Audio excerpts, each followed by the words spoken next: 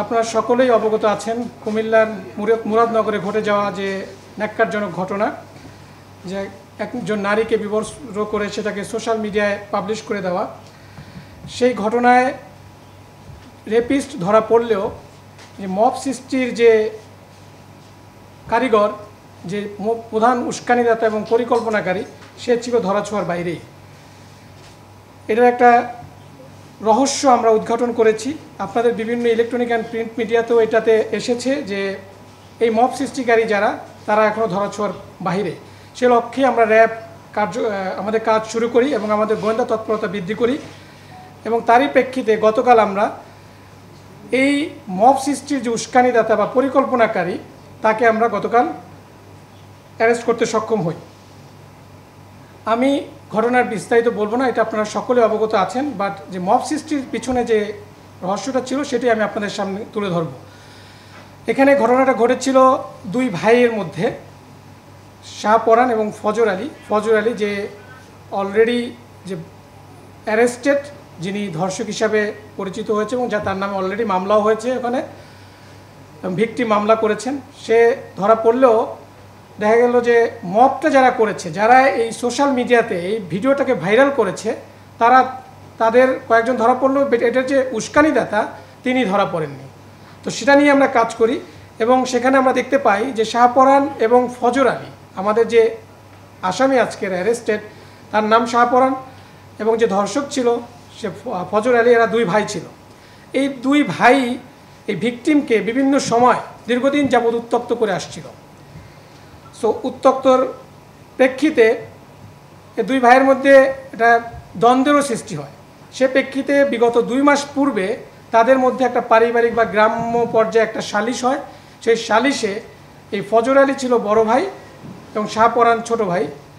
এই দুজনের মধ্যে সালিশে শাহপরান কর্তৃক শাহজালাল কর্তৃক শাহপরানকে হেনস্থা করা হয় এবং মারধরও করা হয়। সে প্রেক্ষিতে শাহপরান তার এই বড় ভাইয়ের প্রতি একটা প্রতিশোধ নেওয়ার চিন্তাভাবনা করে। এই ঘটনা যেদিন ঘটে তার 15 দিন পূর্বে ভিকটিম তার স্বামীর বাড়ি থেকে তার বাপের বাড়িতে আসে এবং এই ফজর আলী, যে কিনা ধর্ষক হিসাবে অ্যারেস্টেড, সে এই ভিকটিমের মাকে সুদের বিনিময়ে 50,000 টাকা ধার দেয়। সো সেই ধারের টাকা আদায় করার জন্যই মাঝে মাঝে তাদের বাসায় যেত। ঘটনার দিনও তেমনি এই টাকা আদায়ের সূত্র ধরেই তিনি ওই বাসায় গিয়েছিলেন রাতের বেলা, এবং এইটা শাহপরান জানতো যে ওই দিন সে যাবে। সে প্রেক্ষিতে শাহপরান তার লোকজন সেট করে দেয় যে এরকম এই টাইমে যাবে, তোমরা যদি তাকে ধরতে চাও ধরতে পারো।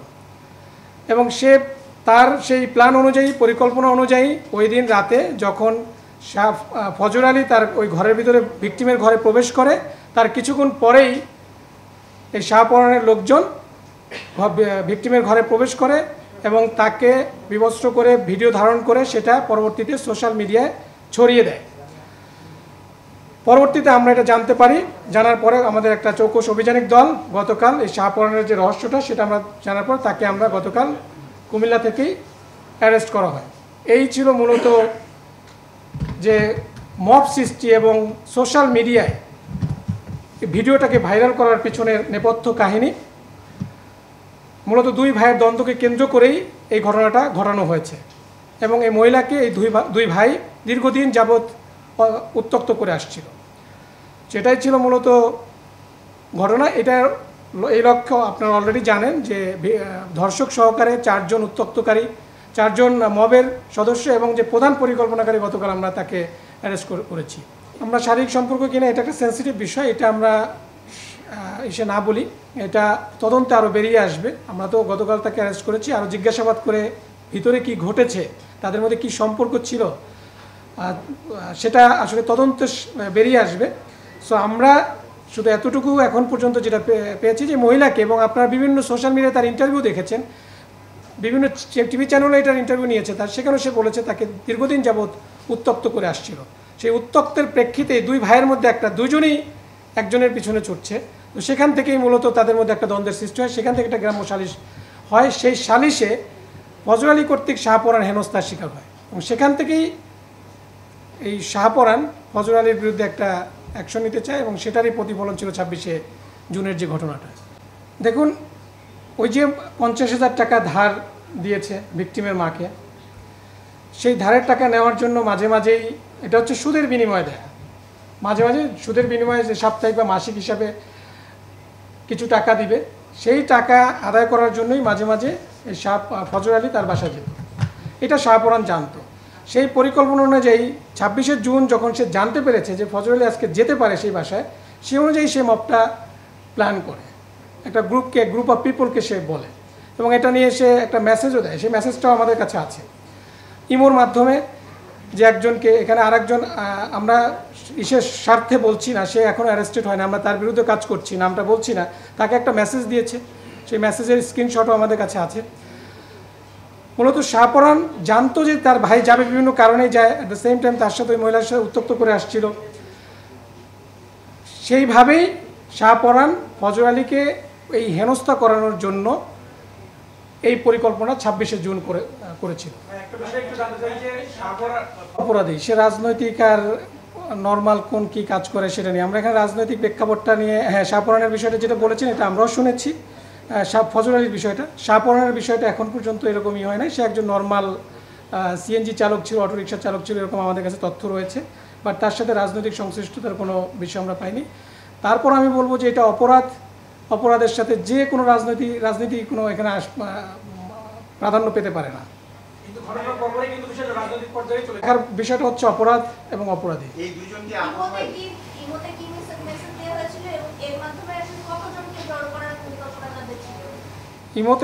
ইমোতে যে মেসেজটা দিয়েছিল সেটা হচ্ছে যে ওই দিন যাবে, এটা শাহপরান একজনকে জানিয়েছে যে আজকে যাবে, তোমরা কি তাকে এরকম করতে চাও কিনা, তাকে আপন ভাই।